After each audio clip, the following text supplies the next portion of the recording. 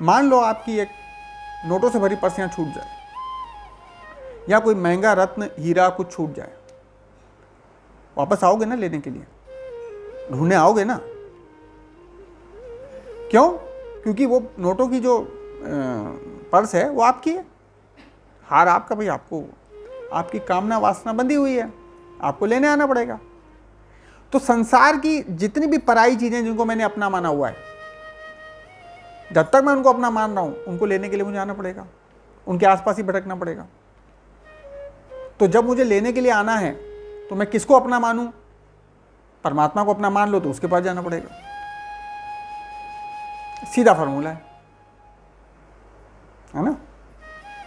एक महाभारत की कथा और ले, शायद मैंने पहले बताई है, अगर मन हो तो। वाली ये बहुत प्रासंगिक है उन लोगों के लिए जो व्यवहारिक उसमें है ना? उनके लिए बहुत प्रासंगिक है। युधिष्ठिर महाराज भीष्म पितामह से प्रश्न पूछते हैं कि महाराज ये बताइए, राज शिक्षा लेते हैं, ये पूछते हैं कि महाराज ये बताइए कि एक राजा जब संकटों से गिर जाए, चारों तरफ उसके शत्रु उसको घेर लें, या मित्र शत्रु हो जाए, या कोई बलवान व्यक्ति शत्रुओं के खेमे में चला जाए, तो उस राजा को क्या नीति उठानी चाहिए? अब राजा हटा दीजिए, अपने को रख दीजिए, आपसे कोई प्रतिस्पर्धा है किसी की, या कोई आपसे ईर्ष्या रखता है, उसने गुट बना लिया, यही राजनीति है। तो युधिष्ठिर महाराज कहते हैं तुम्हारे सारे उत्तर मिल जाएंगे, मैं एक कथा सुनाता हूं। भीष्म महाराज कहते हैं एक बरगद का पेड़ था, उसकी पेड़ की जड़ में बड़ा 100 द्वार वाले बिल में एक चूहा रहता था। चूहे का नाम पालित था, और चूहा बहुत इंटेलिजेंट था, शास्त्रज्ञ था, शास्त्र का ज्ञान रखता था चूहा, और बड़ा 100 द्वार थे उसके बिल, मतलब कोई जल्दी जल्दी उसको पकड़ नहीं सकता था।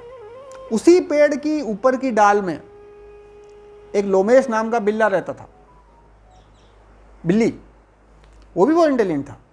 ये अलग बात है, चूहा ज्यादा इंटेलिजेंट था।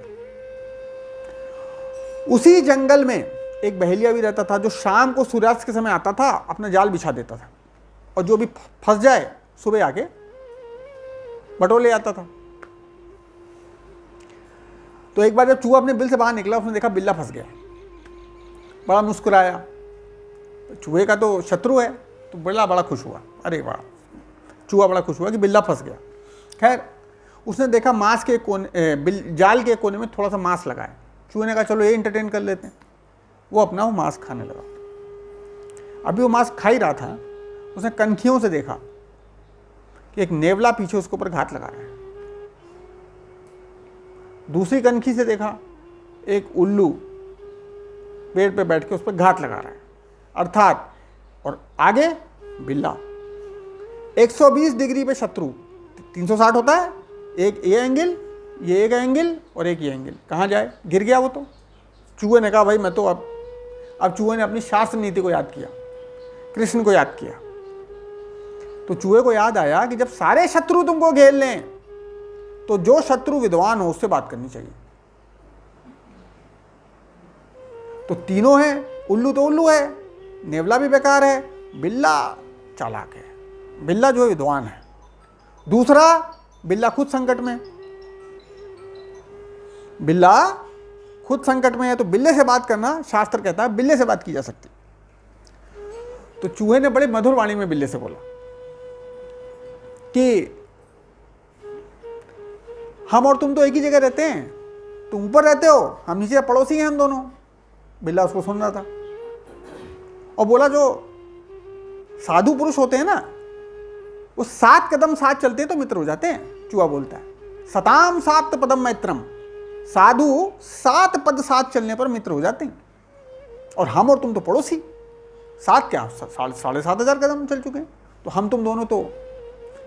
और देखो परिस्थिति ऐसी आ गई है कि तुम फंस गए हो संकट में, और मैं भी संकट में हूं, लेकिन तुम्हारा संकट ज़्यादा बड़ा है, चूहा कहता है, और इस वक्त तुम्हारी मदद खाली मैं कर सकता हूँ और तुम भी मेरी मदद कर सकते हो। उसने इशारा किया कि वो दोनों। बिल्ले ने उसको सुना पहले ध्यान से, फिर मन में सोचने लगा कि चूहे ने क्या बोला। मंथन किया, चिंतन किया, तो बिल्ला तो इंटेलिजेंट था। 2 मिनट बाद बोलता है, अरे महाराज, आप तो मेरे लिए भगवान जैसे बन के आ गए। वाकई संकट आए तो अगर ऐसी कृपा हो तो संकट की भी क्या वो है।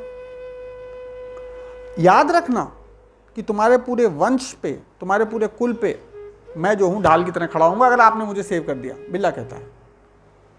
और याद रखना, अब बिल्ला नीति बोलता है कि अगर कोई मझधार में डूब रहा है व्यक्ति, उसको कोई लकड़ी मिल जाती है और वो लकड़ी पकड़ के किनारे आ जाता है, तो वो लकड़ी को भी किनारे छोड़ देता है, बीच में नहीं छोड़ता। और बिल्ला एक और नीति बोलता है। बिल्ला कहता है कि मैं तुम पे कितने भी परोपकार बाद में कर दूं, पर पहला उपकार तुम्हारा है जो तुमने बिना बदले की भाव के किया है। मैंने तो बदले में किया दूसरा तीसरा उपकार, तो तुम्हारा उपकार सदा मुझसे बड़ा होगा। तुम्हारे उपकार की कोई कंपैरिजन, तुलना नहीं हो सकती। खैर, ऐसी बात हो गई, एग्रीमेंट बन गया। चूहा जाके बिल्ले की गोद में बैठ गया। अब नेवले ने देखा, उसने अपना सर पीट लिया, तो गया काम से। उधर उल्लू ने भी कहा, भाई चलो किसी और पे घात लगाओ, ये तो बिल्ले की गोद में बैठ गया, मामला खत्म। अब दोनों चले गए। अब चूहा गोद में बैठा है और धीरे धीरे जाल काट रहा। बिल्ले को उतावली, अरे जल्दी करो। चूहे ने कहा, कर रहा हूं। अरे वो आ जाएगा, अरे वो सुबेरे आता है, कर रहा हूं, काट दूंगा, प्रॉमिस किया ना। अरे तुम जल्दी क्यों नहीं कर रहे हो? तो चूहा बोलता है,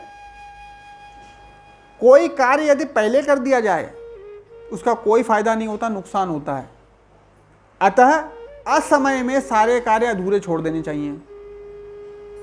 अर्थात जब बिल वो आएगा ना, उसी वक्त लास्ट काटूंगा, वरना अभी तुम्हारा मूड बदल जाए, मुझे ही खा लो, तब तुम सीधे अपने बिल में घुसोगे, तब तुम सीधे अपने मेरे को नहीं देखोगे। अभी तुम्हारा क्या भरोसा, अभी मैंने काट दिया तुमको, अभी तो आ नहीं रहा। तो बोला, अरे तुम मुझ पर विश्वास नहीं कर रहे, तुम ये तुम वो। भाई जो भी हो, हम दोनों में जो मित्रता पैदा हुई है वो कालिक मित्रता है, कारण की मित्रता है। कारण समाप्त होने पर भी समाप्त हो जाती है। तो इसलिए असमय में सारे कार्य अधूरे छोड़ देने चाहिए, समय आने पर ही पूरे किए जाने चाहिए। पहले करने का कोई फायदा नहीं, नुकसान है। खैर, जब वो सवेरा होने लगा, दूर से आवाज़ आने लगी कि वो बहेलिया या जो भी याद है आने वाला है, तो उसने उसका बंधन काट दिया। वो आता हुआ दिखा, जैसे उसका काटा, वो सीधे अपने डाल पे भागा बिल्ला और चूहा अपने बिल में भागा, काम हो गया। अच्छा, याद आया, उसको कुछ नहीं मिला, वो चला गया। खैर, उसके बाद वो बिल्ला चूहे के घर गया और बोला, तुम मेरे लिए भगवान हो, जो तुमने मुझे किया है, मैं तुम्हारे पैर छूना चाहता हूँ, मैं तुम्हारे वंश में सबसे मिलना चाहता हूँ और सबको मैं बताना चाहता हूँ तुम कितने महान हो, तुम्हारा नाम बढ़ेगा, तुम्हारी पॉपुलैरिटी बढ़ेगी, प्रसिद्धि बढ़ेगी, मुझे आओ और मुझसे बात करो। चूहा कहता है, काफ़ी देर तक सोचता था, बोला, देखो, जो भी हमने मित्रता की बातें की एक दूसरे से, वो कालिक थी, उस काल में वही उपयुक्त था, जैसे राजा और शत्रु की बात हो रही। अब ये प्रासंगिक नहीं रही। हमारी और तुम्हारी मित्रता के पीछे कारण था, हम दोनों को अपनी जान बचानी थी। अब वो कारण समाप्त हो गया। मुझे आश्चर्य हो रहा है, जब कारण समाप्त हो गया तो तुम मेरे घर में क्यों आए हो? तुम मेरा भोग लगाने वाले हो और मैं भोग हूं। तुम सबल हो, मैं निर्बल हूं। अतः शास्त्र कहता है कि जो कालिक मित्रता है, जो पुरातन नहीं है, जो सनातन नहीं है, जो कालिक मित्रता है, कारण खत्म हो जाए तो नमस्कार कर देना चाहिए। आप अपने रास्ते जाओ, मैं अपने रास्ते जाता हूं। ये कह के चूहा जो है बिल्ले को वापस कर देता है। अतः जो काल परिवर्तन से मित्र बने, उसके प्रति ये सावधान रहना चाहिए कि जब वो प्रयोजन सिद्ध हो जाए, वो आपका परमानेंट मित्र नहीं है, जब तक प्रयोजन सिद्ध नहीं होता उसको किए गए अनुबंध आपने पूरे करने चाहिए। ओम नमः शिवाय। एक दो ज्ञान बिंदु ले लेते हैं, फिर सभा का समापन कर देते हैं। बहुत सारे लोग बोलते हैं कि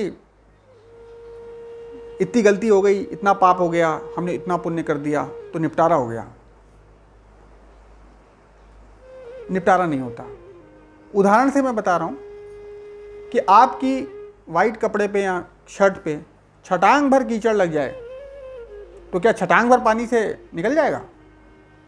बाल्टी भर पानी लगेगा फिर भी रह जाएगा। तो थोड़ा सा पाप बहुत बड़ा पुण्य चाहता है, अतः उसके बदले में बहुत कुछ करना पड़ता है।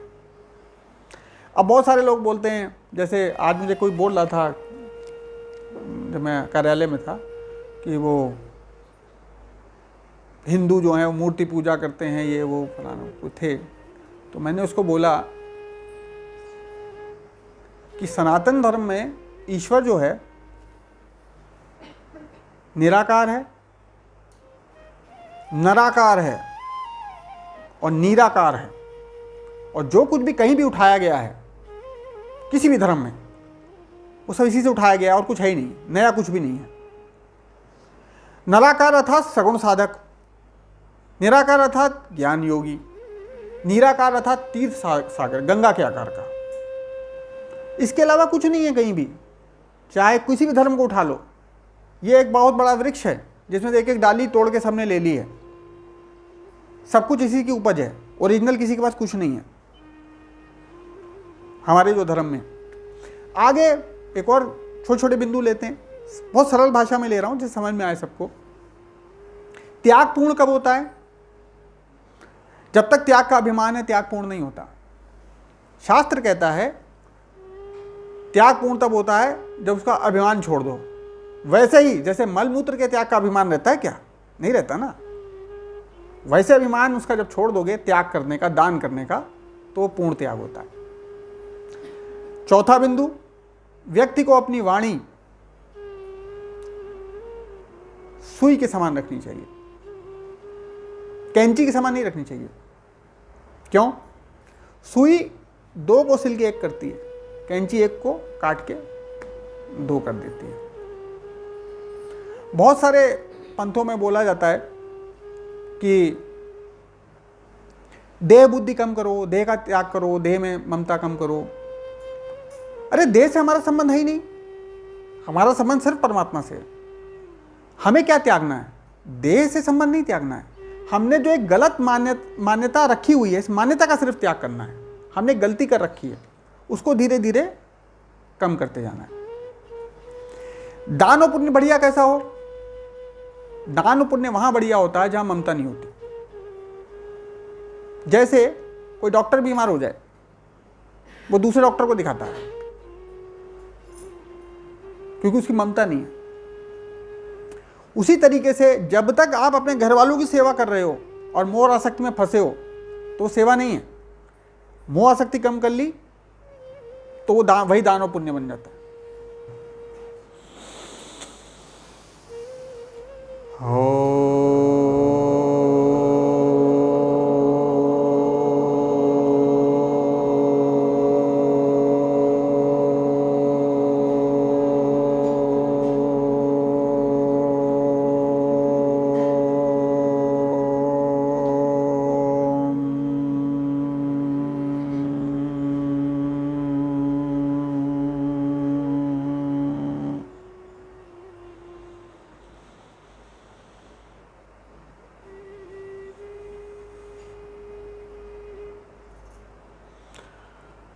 वापस आइए, लंबी सांस लीजिए।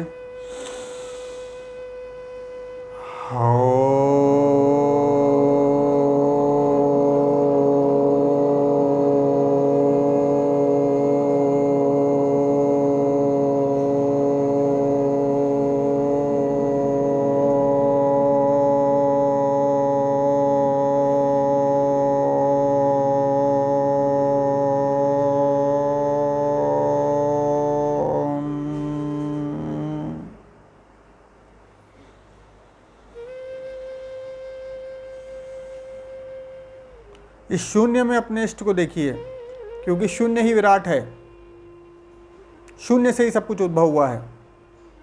अध्यात्म में शून्य विराट का पर्यायवाची है। जो जितना सूक्ष्म है वो उतना ही विराट है। लंबी सांस लीजिए। हो